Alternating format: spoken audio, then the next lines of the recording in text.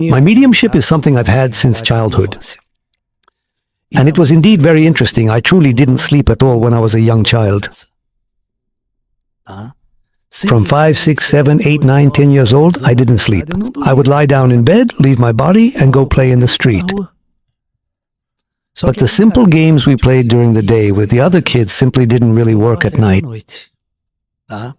We really very much liked to run. We truly enjoyed racing with the other kids, playing hopscotch in the street and jumping. And at night, every time you tried to race with the kids, suddenly you were flying. Suddenly you lost control of the situation. You'd try to jump in the street, and with a single leap, you'd cross to the other side. Everything was different. Because when you don't have the mass of a physical body, the actual experience of truly being in a gravitational field like Earth's is quite different, you know? Gravity doesn't act as much on the spirit's body. It's like taking a delicate feather and gently letting it go in the vast atmosphere. It truly falls so very lightly, doesn't it? Any tiny, gentle breeze easily blows the feather far, far away, and the actual mass of the astral body is much, much, much, much less than the substantial mass of a single feather, right? So all of this makes it so that our out-of-body experience is truly one of the most profoundly liberating experiences I've ever had in my entire life. And it's quite funny because I came from a very humble family background where absolutely no one was educated. My dear mother could barely read and write, and my father too, unfortunately. I was the only one in my family who actually went to study, who went to college and pursued higher education. And I used to always ask my dear mother what exactly I did at night every single evening. I would play, go out flying, I would fly, you know? That color. And my mother would say, no son, that's a dream, you dreamed at night. I said, okay then, I dreamed. And it was really funny because when I went to talk to the other kids, no one remembered what we had done at night. So that was frustrating. I said, so I dreamed, it was a dream. But that was super normal and common for me. Not sleeping at night. And so many times, once my father was a carpenter. My father, for example, he worked in the backyard of the house. There was a carpenter in the backyard of my house. And one day, an older man, a man of color, showed up and clapped his hands at the gate. I went to answer. How old was I? About 7 years old. He said, Mr. Arsiu, I'm a good friend of Mr. Arsiu. It's been a long time since I've seen Mr. Arsiu, right? I came here wanting to see him, right? You said, oh, my dad went to work. He's not at home today. Right? Oh, tell him then. He's his friend, right? You're Antonio. That he knows very well. He stopped by to see him. I said, okay, you can leave the message here. My father comes home from work and I say, Dad, Mr. Antonio came by. He said he's your friend. He came to visit you, but you weren't here. But here, Mr. Antonio. Dad, who was he? No, he was a tall black man, quiet. He said, how? Antonio? Like this? He is my friend, yes, but he died 10 years ago. These sorts of things occurred quite frequently. In my early childhood, people would often arrive and converse with me at night, out of body, that whole entire thing. So astral projection was indeed a primary one of my childhood mediumships. Then, when you truly reach puberty, all the energy of opening your upper chakra actually descends down to the genital stage. So there is a blockage often happens. Most children who have a very lot of clairvoyance, who have a lot of contact in their childhood, or a mediumship in their childhood, when they eventually enter puberty, they tend to lose this innate mediumistic ability. And if they don't work on it, don't develop it mentally, it will fade away. Or when you have a plan before you reincarnate, like Chico or all these people, if you have a mediumship plan before reincarnating, right, then they are fully prepared to fulfill a significant mission down here and their opening will certainly happen. And in my particular case, it simply faded away, you know? And that was the phase when I was always a genius in math, physics. In middle school, I would take 3 tests and get 10, 10, 10.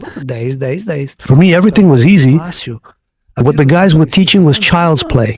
Math, those kinds of things. I would take the test. It took me 20 minutes to finish a test. The teachers would get a little puzzled at how fast I was. And when they called me up and I got up there, the teacher would say, come talk about the atom here. What do you know about the atom? I would start talking about things related to the atom that not even the teacher knew. Back then, I read books, I read encyclopedias. For me, all of that was like a child's toy. It was all simple. I memorized it, I learned it easily. Just so you have an idea. Then came this phase of mine where I developed more in math, genius, my mind, intellectual and all that. And at the tender age of 16 years old, I commenced my personal journey in diligently practicing the ancient disciplines of Eastern martial arts. Not to mention that I was a devoutly religious person. I was a Catholic who went to church almost every day as a child. Then when I was young, I went to church every weekend. I even played guitar in church for the priest. I've always been a musician. That's another side of me, We can talk about that later. And I used to play guitar in church and all that, But the priest, I never understood what was happening to me. So when I first started practicing the traditional arts of Kung Fu and Tai Chi Chuan, I actually changed my diet to a vegetarian diet, and then I began to quite meditate for the very first time, truly. That's exactly when everything fully came flooding back to me. One day I was meditating, sitting on my bed around 11 o'clock at night, and a Chinese monk simply appeared right in front of me. And this monk looked at me and he said, smiling, that smile that Chinese people have, that kind of smile, right? Don't be afraid. My son, I was paralyzed. This was already my adult phase, right? As a child, everything was fine, But then some time passed, you start to grow up, you see other things, and that kind monk kept gently saying, don't be afraid, my dear son. And I was completely paralyzed. I truly couldn't speak a single word to him. And then he realized I wasn't speaking to him. He started disappearing from his feet to his head. He was vanishing as if he was crumbling away. The last part of him to disappear was his face. When he completely disappeared, I got that shock. I came back. I said, wow, who was that guy really standing just right in front of me? And I didn't actually say, what now, my good man? The very next day, I absolutely had to wake up at 6 in the morning to go to my work, And I said to myself, wow, just who exactly is this Chinese gentleman who came in front of me here, Then I took a long time to fall asleep. But then exactly what happened when I was a child happened. The moment I put my head on the pillow, when I relaxed, it started to go out, to spin. I left my body, it started to spin, and go up, spin, and go up, spin, and go up. The moment I stabilized, I was in a strange, different place, a very dark place all around me. And far away, it looked like an illuminated city. And the Chinese man was right next to me. And as incredible as it may seem, I no longer had that tension. That stress of seeing, because I wasn't in my body anymore, the adrenaline stays in the physical body. And you were calm, I was calm, peaceful. And we are quite ignorant, at that stage we're just kids. I asked him the question. I didn't even ask his name. I said, by any chance, are we in the world of the dead? Because I used to leave my body when I was a child and so on, I was outside of matter. He said, it depends, my son, on what you understand about death. Then I replied, look, if I am in the world of the dead, I want to see my grandmother. Man, I had such a passion for my grandmother. My grandmother died when I was about 12 years old, I had such a passion, my grandmother took care of me, And he looked at me and said, look, your grandmother is not here in this place. But I promise that I will still take you to see her. Come with me, I want to show you a lot of things.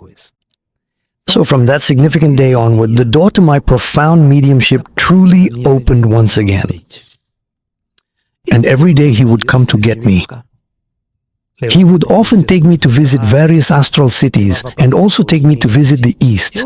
I have traveled all over the entire world, but I have never physically left Brazil. At most, I have only gone to Paraguay, to shop in Argentina and Paraguay.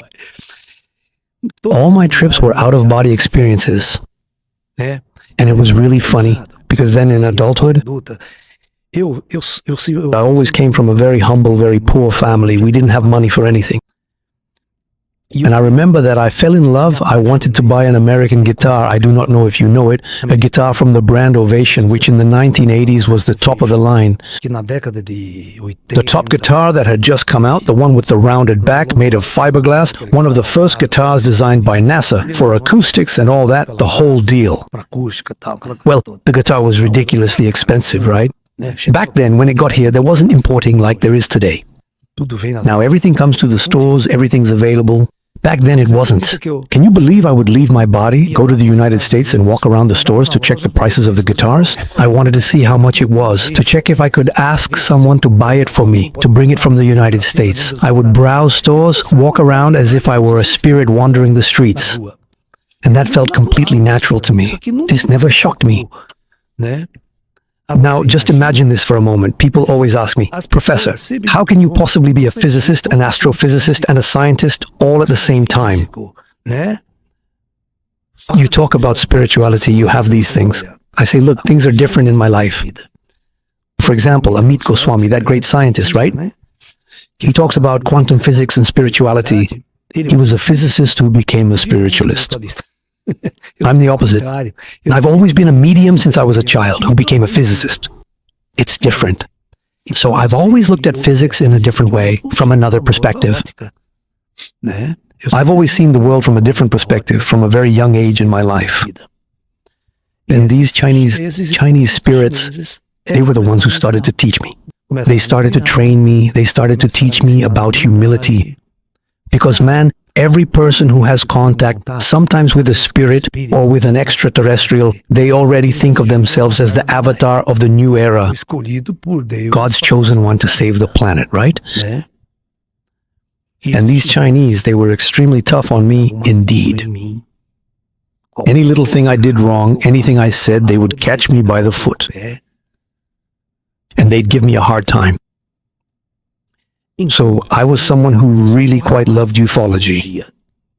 I was truly crazy about ufology. I distinctly remember giving a lecture on ufology when I was just 16 years old at my hometown school, India.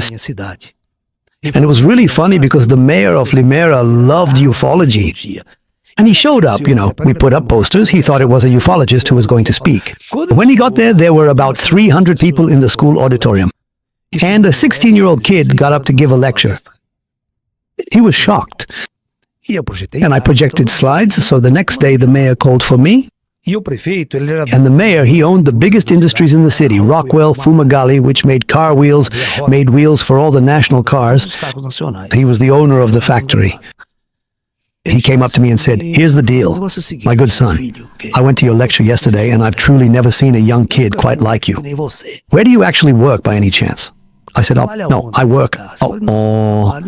I rent here, work during the day, study at night. What's your dream? I said, I want to study physics. I want to be a scientist. My dream is to study physics at UNICAMP. He scratched his head. I said, here's the deal. I'll pay you 10 times more to work for me. But what am I going to do? It doesn't matter. You'll earn for what you do. You're to stay by my side. I want you by my side. I want you in my company. I don't care what you do. I said, but you know, sir, I want to study. Then he stopped, thought for a moment and said, damn it, I don't want you to work for me. You are going to study. You have all that absolute certainty. You are going to study. You are going to become a truly great scientist. Then he said, so I said, we have a group that studies ufology, right? A little group, my friends. We like to get together to study ufology and all that. He said, Udo, what do you guys need? Do you need anything? I said, well, actually, our ultimate dream is to truly have a powerful telescope, a truly magnificent one, because we like to look at astronomy, the sky. I said, and where can you buy one of those? Then I remember there was only one store here in Sao Paulo that sold telescopes. Back in that particular decade, it was 68, 69, man. And he said, he called his secretary, call this store for me right now. Give me the exact phone number. Do you happen to have a telescope like this one? Do you still have it available? Please pack it up carefully. You are going to send it to the Limeira City Hall, just like this, like this, like this for me. My secretary is already diligently writing the check for you. The payment will be promptly sent to you. 3 days later, he personally brought the telescope to my house himself. I still have this very telescope to this present day. People often go out to the farm to see the impressive telescope there. So people have always seen me as a true genius, in advanced math, theoretical physics, in public speaking, in having an ease of communication and all that, Well, so when I went to take prep courses for the college entrance exams, I didn't have the money to pay for the course, okay? My father was very humble, a carpenter, he didn't have money. The director of the prep course already knew me because of my bit of genius since I had attended the technical high school at UNICAMP. I used to attend the UNICAMP technical high school at night, and I had taken that little entrance exam for the technical school, right? And he knew about my abilities, And he said to me, Laércio, here's what you do. You take the prep course here, your father from time to time does some work for me here, and we deduct it, okay? And I took the scholarship exam there, and I won the scholarship, but he never gave a full one. He gave at most 50% of the scholarship, And I got 50% on the test, on the exam there, right? He said, look, you already have 50%. If your father does the work for me, and you're going to do the following for me. On weekends, like giving some classes for me, which is for the supplementary middle school level, right? Just some tutoring sessions like that, solving exercises, math, physics. I said, okay, of course, right? And I did that to pay for the prep course, okay? To pay for the prep course because I wanted to get into UNICAMP, right? It was an extensive course. Well, when it got closer to the end of the year, right? The class had about 80 students, my prep course class. And I taught classes, right? He said, now you're going to go there and give a tutoring class. It's not just solving exercises. You're going to give a tutoring class because the supletivo exam is coming up and people need, well, that's good. So I got into college, I got into UNICAMP. You'll see what happened. Maybe I'm the first guy for whom this story won't happen, right? I got into college at UNICAMP, but UNICAMP is full-time, from 8 in the morning to 6 in the evening. I had to find something to do so I could work at night. Because I supported my household, I also paid rent and everything. Because my household was me and my brother, who was also a carpenter. My father didn't live with us anymore. My parents had been separated since I was very young. And my mom and I paid the rent. We were very humble, So you'll see where things start to come together, right? This story about the science part, my background in physics and math. Well, I got into UNICAMP and had nothing to do. What was I going to do to make money? Then he said, Laércio, I'm going to make you an offer. You did so well in those tutoring classes. Would you like to teach here at the night school? I have an opening here to teach physics and math. For example, at the middle school night school.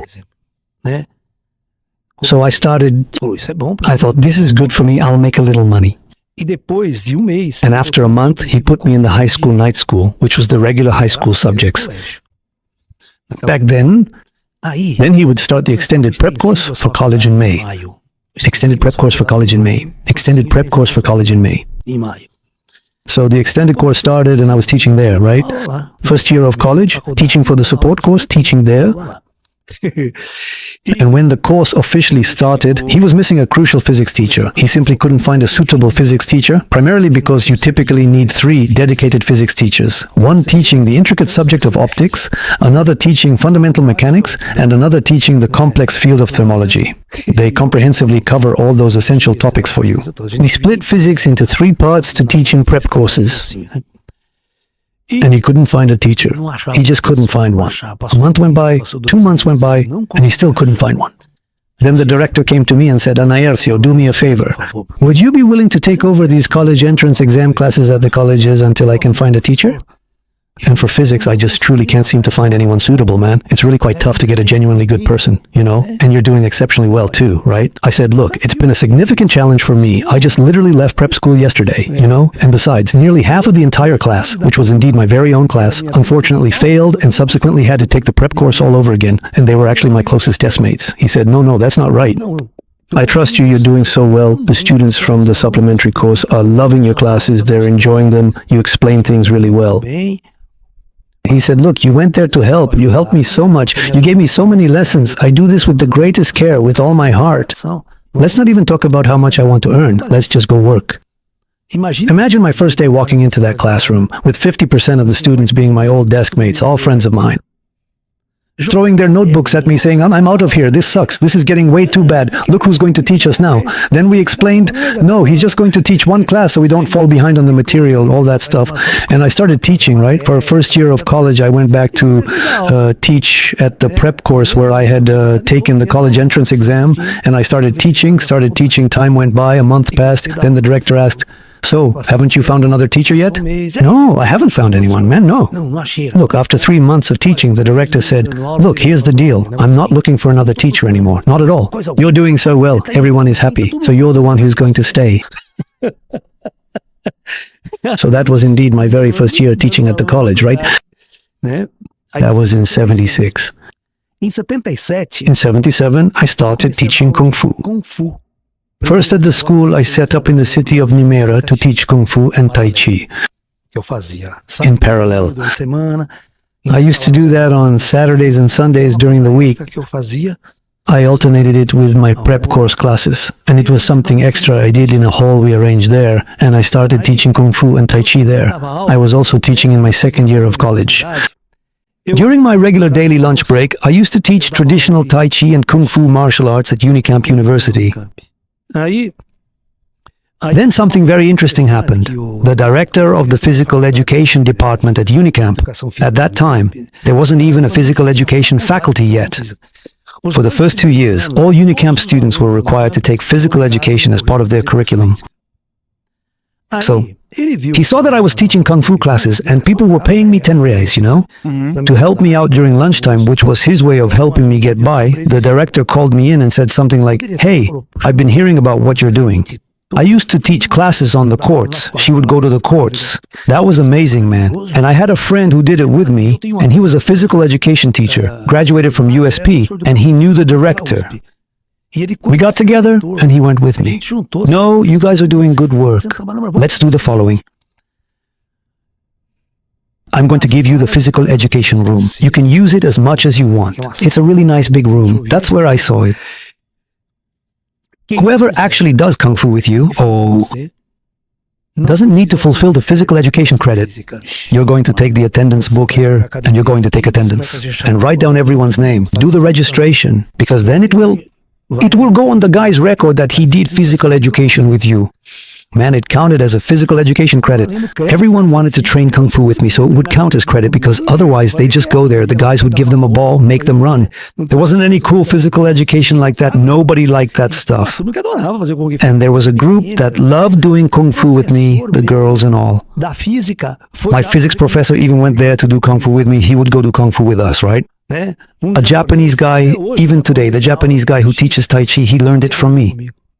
Look, he was my esteemed physics professor, specializing in statistical physics, and he was widely recognized as the laser guy. So in essence, that truly became the foundational path of my entire career, let's put it that way, combining the profound insights from the Eastern side, including Eastern practices and Eastern training, with the rigorous academic framework of college and the fundamental principles of physics.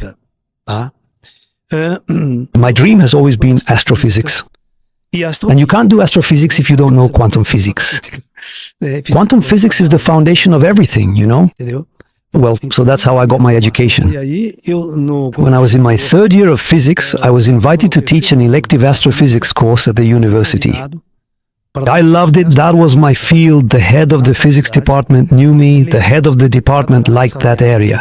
He said, Laércio, go teach the class. It's that one that, you know what an elective course is, right? You take it because you need to earn more credits. You have to choose a subject. During lunchtime, yeah. Tuesdays and Thursdays, astrophysics class. Man. More than 300 students sat there to watch. Not enough room in the auditorium. People outside watched through the window. I'd change the slides and so on. Physics professors would come to watch because they liked astrophysics. There was no physics in college, no astronomy either. There just wasn't. I was the guy who brought astronomy courses to the college. We made an agreement with the Capricornio Observatory, which had nothing at all. The city of Campinas had a whole telescope donated from Germany, just sitting there with no money to install it. There was a planetarium donated by Zeiss in Germany, just sitting boxed up, and nobody knew what to do with it. We at UNICAMP at that time made an agreement with the Capricornio Observatory, set up the telescope up there, bringing in a technician from Germany to install it, and we set up the planetarium in Itakuro Park, which is still operating today. It's smaller than the one in São Paulo, but it's beautiful, wonderful as well, and it's still running to this day. We brought a professor from IIG, specifically here at USP, the Institute of Astronomy and Geophysics, to teach us a bit about astronomy at our UNICAMP. All of this happened because we kept stirring things up, doing these things with my little antics. And my professors, one of them truly loved ufology. He was really into ETs and all that kind of stuff. And my advisor in physics was already considered super esoteric. That's precisely when we organized, within the esteemed UNICAMP, a congress in the year 1982. I was already deeply immersed in my master's program at that time, titled Interaction, Mind, Spirit, and Matter. We successfully brought numerous distinguished scientists from all corners of Brazil to thoroughly discuss the profound and intriguing topic. And we even had the renowned Gasparetto do his unique mediumistic painting right in front of all the assembled scientists. We brought General Uchoa to talk about ETs at UNICAMP and Waldo Vieira to talk about astral projection at UNICAMP in front of all the scientists, and the Congress was opened by the rector of UNICAMP, who at the time was Aristodemo Pinotti. He later even became the Secretary of Health for the state of São Paulo. Okay? A pretty well-known guy, right? He was the one who founded the Perla Byington Hospital here in São Paulo. In fact, it's kind of funny. I was talking a lot about ufology and physics, and there were some guys who came up and said, but hey, this guy isn't a physicist at all. Show me your diploma. That whole thing. There was one day, right, Ju, when we actually had to get my physics diploma. I graduated. Then there were my friends who were physicists and studied with me. One of my desk mates even became the director of physics at UNICAMP. So people would come in and say, no, come on, Laércio. Laércio studied with me, man. Laércio is indeed the biggest troublemaker in this truly mystical, deeply transcendental, and ufological area, right? And the Congress was such a big success that the following year, UNICAMP participated. In fact, they organized an international Congress on the interaction of mind, spirit, and matter. And all the lectures, they are still recorded on video to this day at the UNICAMP department there. So, a French physicist came. At that time, he has a book written called The Spirit and the Unknown, in which he talks exactly about the electron, that the electron has consciousness, that the electron has a spiritual nature, that in that double-slit experiment it decides it has consciousness. It's a really crazy thing. And he has an entire book about this. So the discussion was very intense. And in the midst of all that, I was a medium. The spiritual plane is a highly sophisticated realm. This planet is a highly sophisticated project, created by advanced intelligences, highly organized. Every individual who is going to incarnate on this planet, there is a life plan. Before they incarnate, everything is planned out. I've been saying some things that have scared a lot of people because I've been bringing a lot of new information about how the spiritual world works. We're trying to give Kardechism an upgrade, right? It's something that's over 200 years old now. Because ETs weren't part of this story, Hildo Kardec doesn't even mention ETs. Ordinary spiritists talked about ETs, but they wouldn't let them in. Not even innocent spiritists in this discussion, right? And our role, my role, is to bring an upgrade. We've reached a point that in my personal life, even within the field of ufology itself, the following significant events happened. The Oriental spirits truly became my spiritual guides. I then started to incorporate them into my various student groups ever since the 1980s. We sit down once a week, me, as a spiritist medium. As a spiritualist, I incorporate them and they ask questions. We have a dialogue, answer questions to guide the students in the practice of Buddhism, in life practice, questions about life. And I, a devoted lover of ufology, as I have always been, diligently studying the cosmos, the vast stars, distant galaxies and all that, I used to teach about it. I could never truly imagine that the universe was completely empty. So I firmly believed in ufology, in extraterrestrials. This profound interest has been with me. Since I was a small child, I was always deeply involved with this fascinating subject. I was 16 years old and I used to give lectures on ufology. I went up to these Chinese spirits and asked them, can you say something about extraterrestrials, about flying saucers? He looked at me and said, My dear son, before you truly walk among the vast and wondrous stars, you first need to learn how to properly walk on this earth, our home. To us, you are nothing more than a crawling being on the surface of this planet. Your eyes get so dirty and muddy that you can't see a hand's breadth in front of your nose. Stay in your place. It's not time for you to learn these things yet.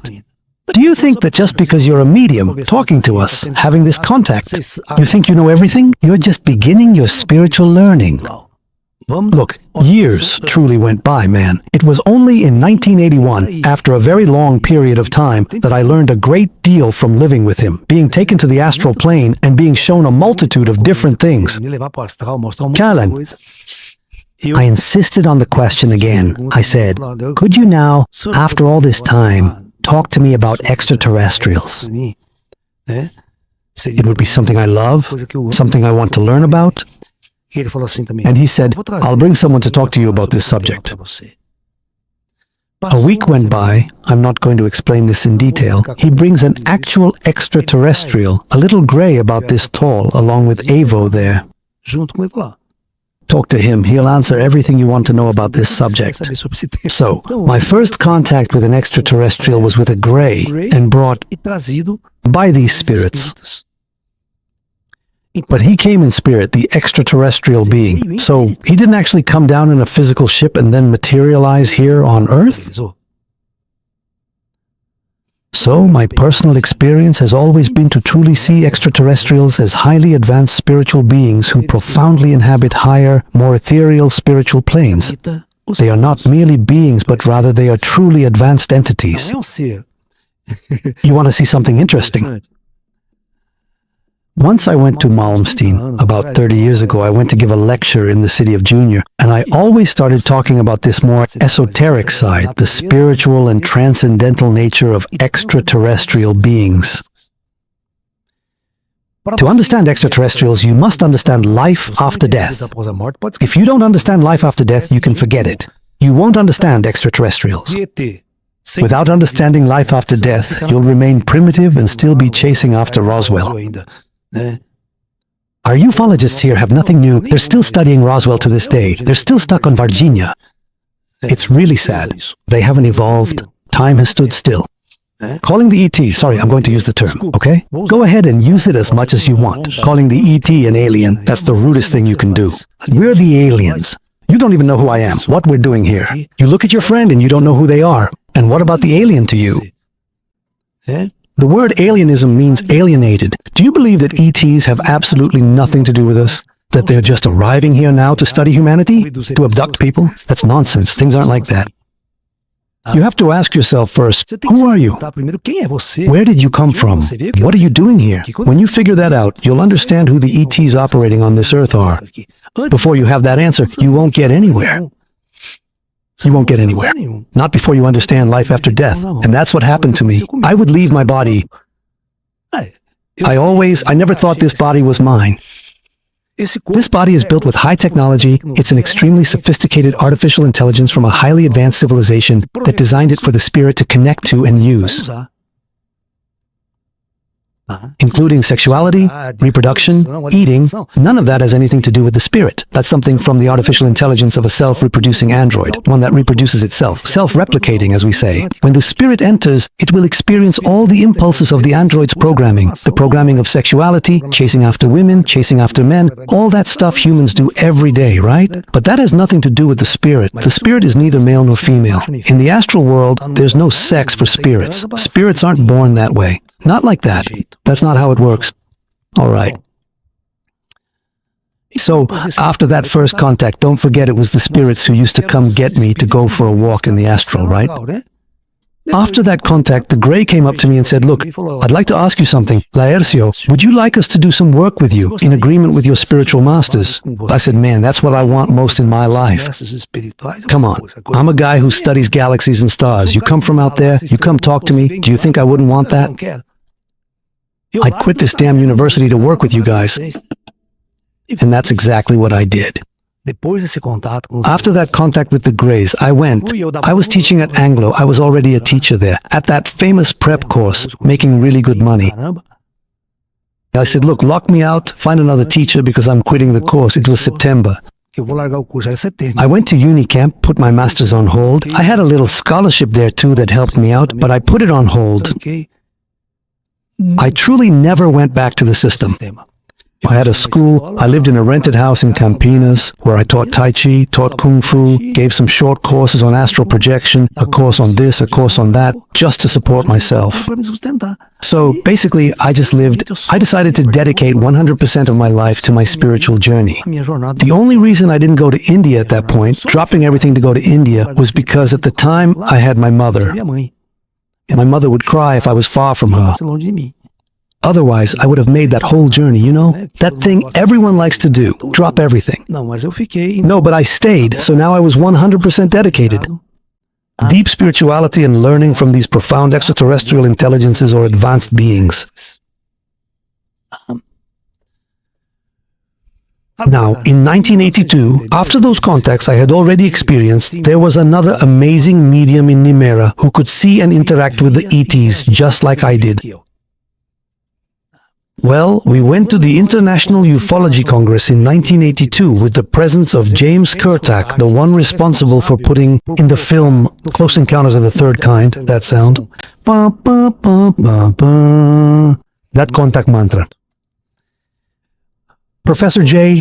Allen Hynek, the main figure of Project Blue Book, the NASA astrophysicist who worked for the U.S. Air Force to study all the UFO cases in the United States, and then, after 15 years of the project, present a report to Congress. Look, there was a dispute here in Brazil in the 1980s between spiritualist ufologists and materialist ufologists. They didn't get along. And General Showa organized a conference that started with an official opening on a Friday at the convention center in Brasilia. It started on Friday and ended on the Sunday of the following week with lectures in the morning, afternoon, and evening, and with 3 rooms running simultaneously. Just imagine how many speakers there were, and there were over 5,000 people registered for that Congress. International ones too, and you can count on it, and I was a speaker as well, right? Now here comes the fascinating story. Can you truly believe that at the grand opening of the International Congress, the materialists, ufologists, those who are case-based, and the influential magazine owners all collectively got together and explicitly said to the general, look, we are absolutely not going to sit at the table with these esoteric individuals. General Shocker, the organizer of the Congress, and another one, Paulo Cronenberger, at the time. And me, I was a physicist, and I was also on the esoteric side. I was kind of trying to bridge the gap between the two sides because there wasn't a single physicist in Brazil who studied ufology. There never was. You get it? Physicists were all hardcore atheists at best. No one would even go to a congress. They wouldn't even get off their butts at UNICAMP to go study these things. Well, imagine the mess. They wanted to boycott and abandon the Congress, all the case study people, and they absolutely refused to sit together with the esoterics under any circumstances. Look, it took hours for General Shaw to sit down with them and convince them that this was a Congress and that all ideas needed to be expressed. We're not just holding a ufology Congress, I don't know. Gasparetto went there to do mediumistic painting. You know, at that Congress in Brasilia back then, there were a lot of famous people. It was a really big Congress with a lot of important people. And I was just a kid at that time, man. In 82, I was a kid. I was 27, 28 years old. I was just a kid, so nobody paid any attention to me. Nobody even knew I existed in that whole process. But the thing is, we were mediums. Now you'll see what happened, what the position of a medium is in the midst of all this. The discussion in Congress, at the opening, whether there are ETs or not, all that stuff. Suddenly we, the mediums, look, the stage was full of extraterrestrial entities. The place was packed with a little gray, a guy 2.5 meters tall, human, all sorts of different beings, one that looked like a reptile. The little grays wandered the Congress, the hallway. Human spirits were there. In the astral plane. I looked at my friend. Are you seeing this? He shouted, "What are they going to do?" "They're not going to do anything. Just stay quiet." And the guys at the end of the discussion debating whether or not there are ETs, if they're aliens or not, what are they going to do? Are they going to invade Earth or not? What a stupid, pointless argument. Those who are in the dark, who can't see, are far removed from everything that's happening. Imagine if everyone opened their third eye and saw all of that happening right beside them. Have you ever heard of that famous psychic from Three Hearts, what's it called? Thomas Green Morton? Already. The famous Thomas. But General Shaw studied him a lot. So, at a time when he was not known, General Shaw took him to a conference, to a lecture, in a city near Rio de Janeiro. What's it called? Volta Redonda. I think it was Volta Redonda. No, it's not Volta Redonda. A city that is between Rio and Minas there. A big city. What is it called? Well, I certainly won't remember his name. Well, and General Cho actually took him as a contactee to show him in the lecture. Here we have a genuine contactee, a person just like that, right? So General Cho likes it. There are lectures. He speaks very well, General Cho, right? So we got there and he said, I brought a contactee here to talk to you, someone who has had contact. I've been studying them for quite some time and so on. He has incredible paranormal phenomena that he performs and so on, So he brought Thomas, sat him at the table there. And the general said, this here is a contactee. The contact happened like this, like that, and so on, right? And a guy from the audience said, but where are these extraterrestrial friends of yours? How do you make contact? He said, no, my friends are right here beside me. Can't you see them? He sends, right? To the ET, right? No, my friend is right here beside me, right? But how? Then it's the same old story, just like with me, okay? You see, that can't prove to anyone that the guy is there. But the guy from Thomas, the ETs, they did a project with him. That day, the guys were more... Damn, but what does he call them? This one, my friend, is called Cryptus. His name is Cryptus. What is he then?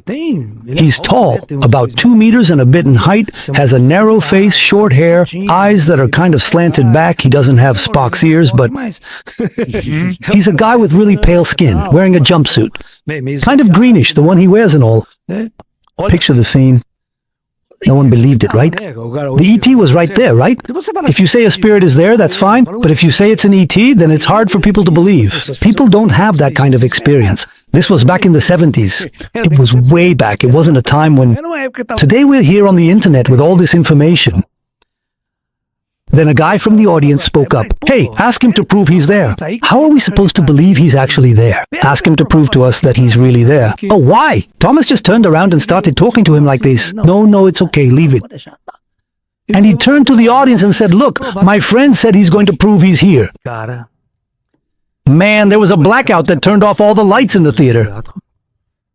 And from where he was, a beam of light started shining, and the guy just couldn't believe it. Light for the audience. And that has already started to spread, people, in all directions. Until the light left the stage and began to run throughout the entire hall, shining light on everyone. You can't imagine the people's despair. A rush, people running everywhere. Then the light came back on. It stopped blinking. 15 minutes later, the lights came on, the breakout resumed. Half the hall was left. The rest of the people left, disappeared. No one stayed to watch the lecture. And then no one could say the word Cryptos. Every time someone said the alien's name, the light would appear next to Thomas. In the vast expanse of space, just like that, completely and utterly out of nowhere. Do you truly and fully understand what I mean? The guy would ask, but Thomas, ask Cryptos. You couldn't say it because the light would blow out. Well, so there we were at the International Congress in Brasilia. The spirits were walking around, all the ETs walking around, and there were lots of ETs and little friends. Some would even come up to me like this, all good, peace and love. And there we were, so after a full week of the Congress, on the Saturday night of the following week, James Hurtak, who is a Jewish rabbi and also a physicist, he's a physicist too, he was a consultant for Steven Spielberg for the movie Close Encounters of the Third Kind. Heineken was also involved. And Heineken is the other conscious person who appears at the end of the movie, you know? No, when the movie gets to the final contact scene, you'll see a guy with a little beard and a pipe appears. That's Heineken, the physicist. He actually appears in the movie. Spielberg puts him in the movie, right? as one of the scientists who are there, right? In that particular project of his, specifically within the movie itself. So Dr. James Hurtak was indeed the individual who effectively brought in the sensitives and subsequently introduced this significant contact mantra. And James Hurtak, he's a mystical guy, wrote a book this thick called The Keys of Enoch, which is very esoteric and popular in Brazil, The Keys of Enoch, as if he had channeled this book, with Enoch himself writing through him, right? So Enoch is the Jew, right? Well,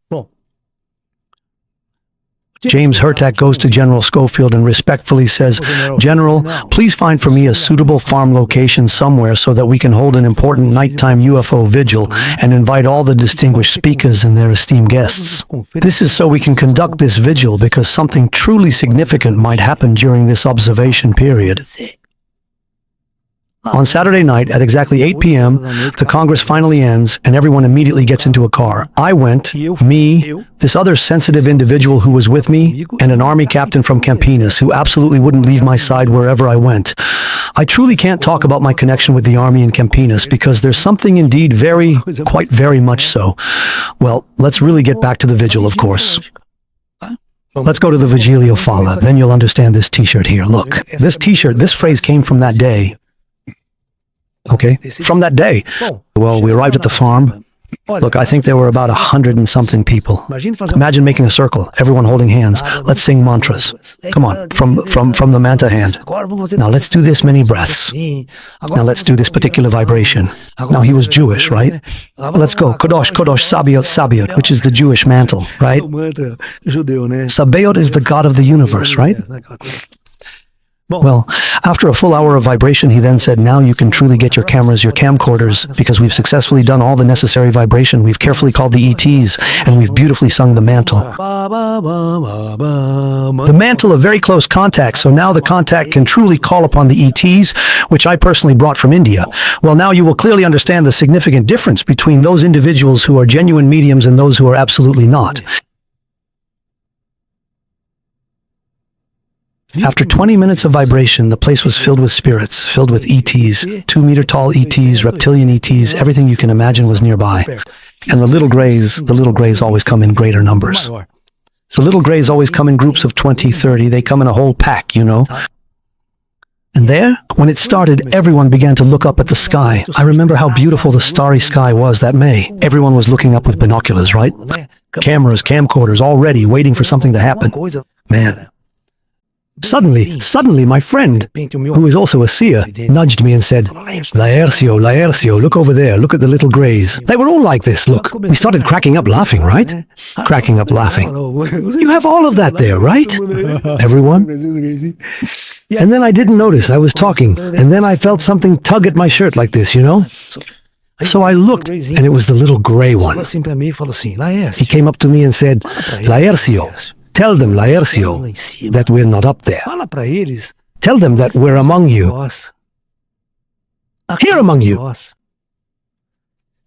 I looked at him. You tell them. I'm not going to say anything. Are you crazy? You think I'm going to say that? Come on, man. I'm not stupid, man. I'm a scientist. I'm not some esoteric nutcase. Right? Why? Nobody knows me here. James Hurtak, United States, Hynek, next to me. They said, you're wrong. The ET's next to you. Why didn't James Hurtak see them? Why didn't Hynek see that the ETs were all there, in spirit? These guys have no idea that ETs are spirits, nor that there is life after death.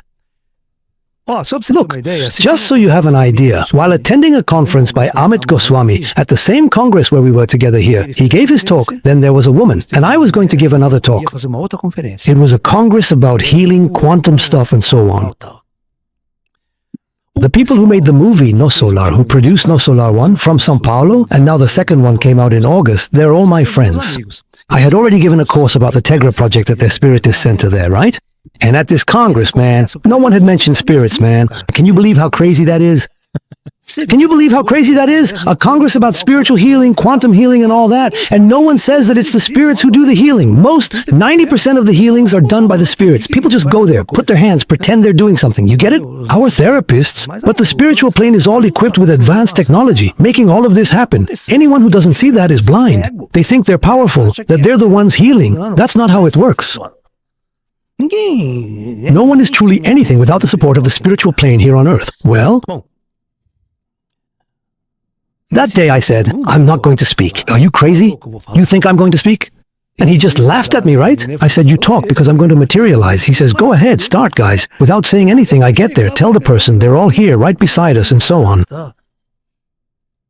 The guys are going to throw stones at me. And I didn't say anything. I wasn't stupid. That's precisely why we went back, you see. We had a very active ufology group, and our distinctive t-shirt clearly said, we are indeed among you. Because people are looking for ether in the wrong place. They're not inside the ships. They're here walking beside us. They go anywhere a spirit enters. They go too. Well, now it's truly time for me to finally tell that story about the brilliant scientists and esteemed philosophers all gathered together at a very important meeting, okay? And I was the medium, the only medium there, all right? The one to be questioned. So just imagine those guys, right? Because in their speech, this whole medium thing, if it exists, it's all nonsense, it's all rubbish, that doesn't exist. There's no such thing as life after death, none of that. It's all charlatanism and so on and so on. And another one saying that, another philosopher from UNICAMP, another one, all with labels, you know, with 3 labels, that kind of pedigree this big. You get what I mean? Then it was my turn. The guy questioned me, you, who are a physicist, a scientist, claim to be a medium, what do you have to say about that? Right? I thought, man, where did I end up? Where did I tie my donkey, right? Because I'm used to being among scientists. Can you imagine? Cesar Lattes was my professor, He taught relativity theory and he was smart, People would go give lectures at UNICAMP, right? I wouldn't let anyone go over 30 minutes. He would question the guy and say, hey, what are you doing? I'm going to make sense of this equation here. Oh, no, that's too fast. You can stop. You have to tell me where you got that from. The guy didn't know, and people coming from the ICU, from the conference. He'd send the guy away. Stop, the lecture's over. If you don't know that, continuing is pointless. Everything will be wrong. He was really rude, blunt, You really get what I mean? And man, I talked to him, he would put me on the spot all the time. In other words, I know how to deal with this kind of person. So I went into academia too. I know how to deal with those people. I thought, damn, how am I going to get out of this one, right?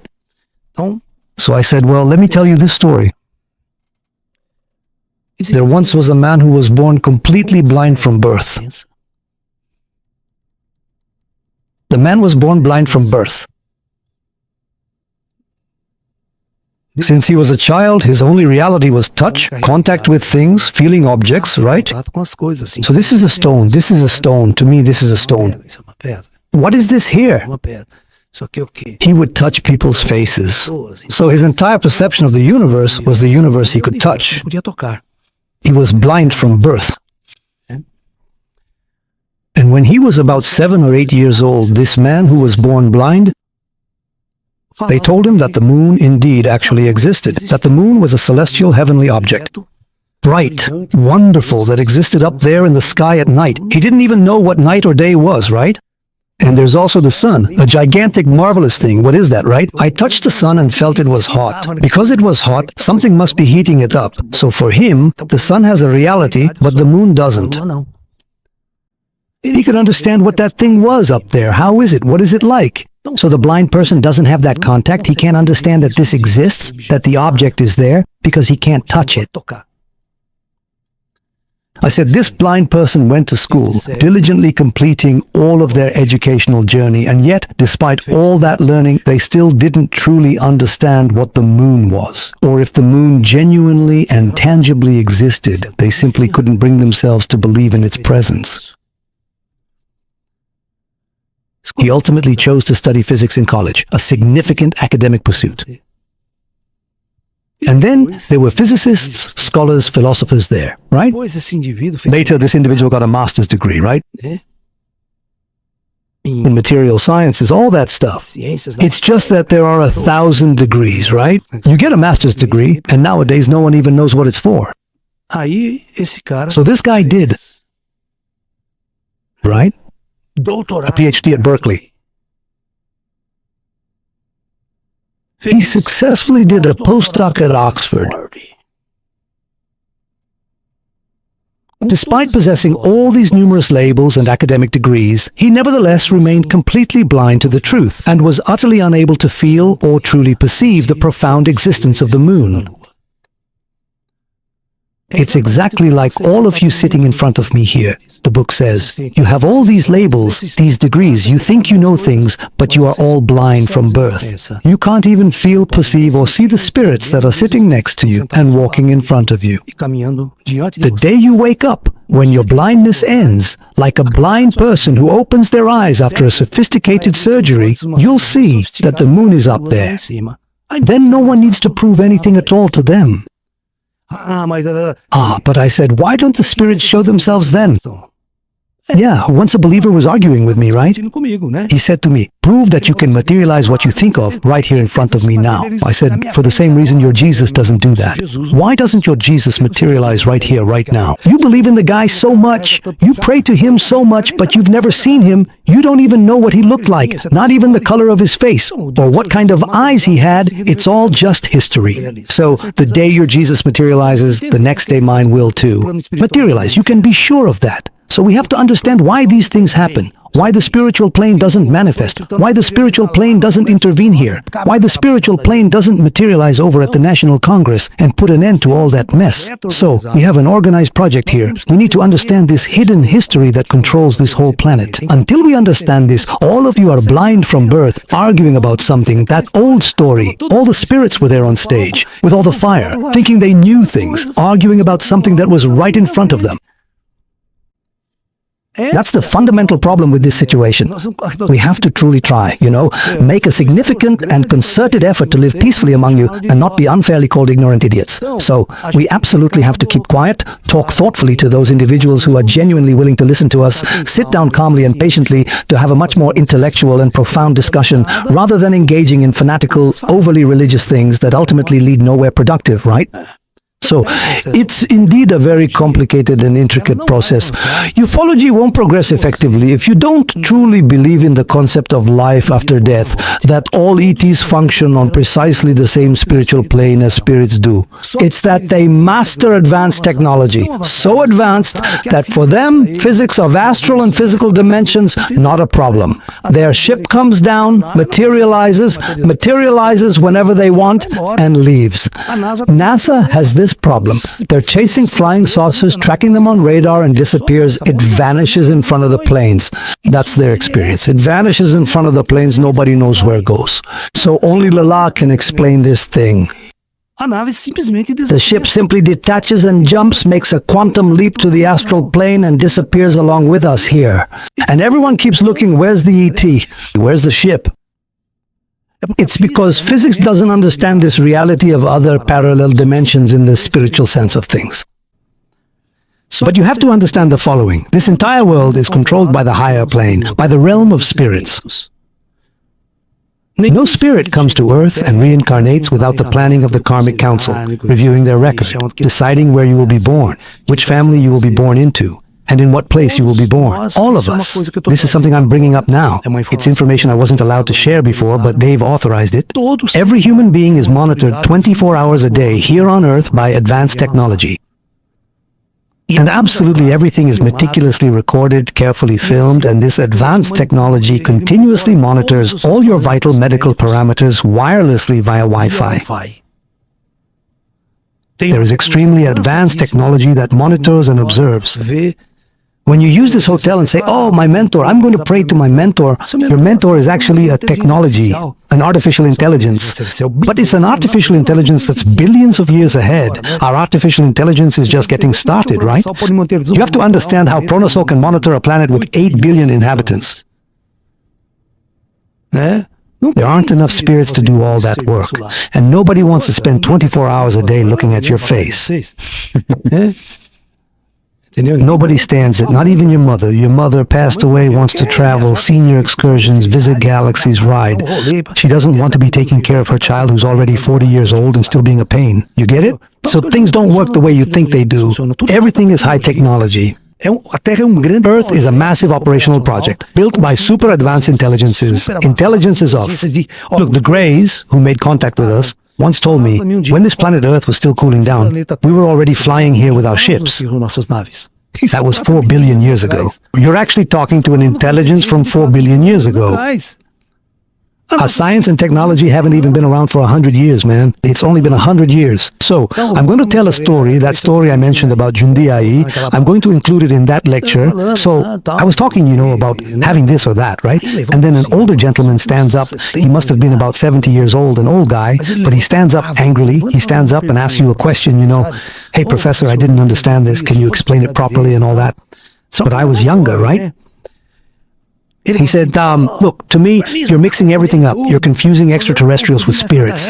I've been a Kardecist for over 40 years, and I've never heard anyone talk about ETs. That sort of thing, because as a Kardecist, I really hadn't heard about ETs, right? You're confusing ETs with spirits, all that stuff. So I said, listen here, what is an ET to you and to me?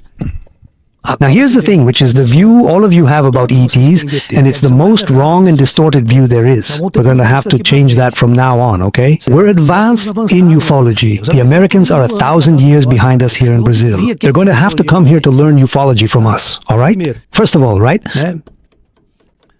What does an ET look like to you? To me, an ET is a being that lives on another distant planet, has developed a truly advanced science and technology, gets into a flying saucer, leaves their homeworld, and comes to visit Earth here. So this man says, oh, that's your view of an ET, right? The ET is an advanced guy, built a spaceship, got inside, and came over here. And the guy said, he said a phrase like this, the ET is just like us. So he said that, just like us. Who leaves his planet, creates some kind of technophobia, gets into a ship and comes here, and is arriving here now. Does everything people on Earth do, right? Steal children, abduct people, steal cows, abduct cows, mutilate cows. Oh, sorry. I said, look, you said something very interesting. You said the ET is a person just like us. You said you're a Kardecist, right? I said that. Oh, of course. You always go to the Spiritist Center, right? You go every week, so that means you believe in life after death. No, of course, I absolutely and truly believe. I genuinely believe in life after death. So, you truly believe that when you die, when we all eventually die, we go to the spiritual plane, right? Tell me, you said the extraterrestrial is a person just like us. If he is indeed a person just like us, when the extraterrestrial ultimately dies, where exactly does he go? He must go to the spiritual plane of the Eat Planet. Isn't there a Kardecist Spiritist Center on the Eat Planet, perhaps? To have a dialogue with? So now I ask you, now you see, so there's life after death here, so there's no solar, there are all these spirits here. If on the Earth's planet there's also life after death, why can't you believe that these two guys who are dead could interact here? With extremely advanced and sophisticated technology? Why would they only interact on the physical plane? If it have life after death and we have life after death, why can't the interaction happen primarily on the spiritual plane, not the physical one? The guy just kept on scratching his shirt. Yeah, damn, I really hadn't thought of that at all. You have to understand that all advanced science and knowledge isn't solely on the physical plane of existence, Isaac Newton is someone who was prepared in the spiritual plane to incarnate and bring about a scientific revolution. Nikola Tesla? The other one, back then, Thomas Alva Edison. These are geniuses of humanity who were spiritually prepared to make this revolution. So knowledge doesn't arrive on Earth, nor does technology if the astral plane doesn't allow it, if it doesn't plan it. Everything that happens on the physical surface is planned in the invisible plane before it happens. It's this control that people need to understand. Ed Buddha would raise his hand and say to his devoted disciples, look closely, this here is your current incarnation. You truly have a face. This is your previous incarnation. You had a different face, a different body, unlike this one. This is the incarnation before the previous one. The space between the fingers represents the time you spend in the spiritual world between one incarnation and another. So this one here is the one before the previous, and this is your very first incarnation on Earth, the very first. Then he asked the question, what is your original face? The one you had before your first incarnation on Earth. Which one is it? Which is yours? Where did you come from? As long as you haven't answered this question, I won't understand anything about tea. At the end of that Congress on Mind-Spirit-Matter interaction, during the round table, the physicists came to the following conclusion. Not only the physicists, but all the participants from various fields agreed that our science would only advance if human consciousness advanced. Physics was stagnant because the physicist could no longer abstract. The physicist had reached the limits of his brain, the limits of his capacity to perceive a reality. So he keeps looking at the atom and imagining the atom in a way that's just in his head. He ends up creating models that are not reality. He is not interacting with reality. It's very difficult, given the parameters in physics, to measure the atom when you can't interact directly with it. That's because it never is reality. Things become quantum, things become statistical, things become probabilistic. But then people ask, so what do we have to do for physics to advance? Increase human consciousness. Then how do we go about increasing human consciousness? Pay attention. These guys said the following. To expand consciousness, you have to practice yoga, practice Tai Chi, practice meditation, things the Chinese have been doing for 2,000 years. So they said science will only advance if scientists start meditating, if scientists start discovering their own spirit, start discovering another dimension of their own reality. This brings about a quantum leap in science, but when you discover your own reality, you discover life after death. That's why no race will wage war among the stars. Because for you to build a ship that travels among the stars, you have to discover and expand your capacity to perceive reality. Otherwise, the physics just doesn't work. And when you expand it, you come face to face with life after death. You come face to face with the spirit. You leave your body, and then you understand what you're doing here on Earth. Then you realize that the best way to exist in the universe isn't to carry around these bodies that age and get sick. Man, we need to let go of this issue. We have to understand that we are spirits. We are not this body that we're wearing here. We are spirits in transit, and extraterrestrial spirits in transit on the surface of this planet Earth. We are not. This reality, you need to learn to let go and detach yourselves from this reality we've built about ourselves, thinking that fame, success, power, and money will bring you happiness. They won't. And as we mature, as we grow, we start freeing ourselves from prejudices and concepts we've created. What is a religion? Created by man, created by human beings. So over time, we, as individuals, we start building our very own road, our own unique path. That's precisely how Buddha was. Buddha truly underwent a profound and significant revolution within himself. He left his father's palace, left that world of illusion, left his wife and his son. Right after his son was born, he left. His mother died when Buddha was born. His mother had complications during childbirth, she died, and Buddha was left with only his father. And he left behind that entire palace, all that wealth, to seek the true meaning of existence on Earth. So Buddha had thousands of followers on this planet. The search for knowledge, for who we are, for what we really came to do in this world is not something that's happening just now. It's something that has existed since the times of the ancient Christians. The profound search for knowledge, for the true and inherent nature of the human being here in this world. The significant arrival of the deity changed my entire life, because from that pivotal moment on, the deities gathered and said to me, "Look, Laércio, your crucial mission, if you choose to accept it, is to bring to all of humanity the absolute truth about who we truly are." That's all. And this was very interesting, because that day I said to him, right? Couldn't you give me something concrete so that I could prove to people, first of all, that you exist? Then second, that I am in contact with you? Man, he really gave it to me. He stood in front of me and said, "Do you really have faith in us?" I said, "Yes, I do." Then that's the only concrete thing you're going to get from us. Go, do your work and fulfill your mission. In other words, they gave me a piece of chalk. Figure it out yourself. I'm not a phenomenological medium. Right? I'm someone who truly has to utilize my intelligence, who absolutely has to employ my ability to persuade effectively in order to teach and diligently try to plant meaningful ideas in people's minds so that they can genuinely think for themselves and ultimately find their own personal truths. All I earnestly ask is that people truly think for themselves.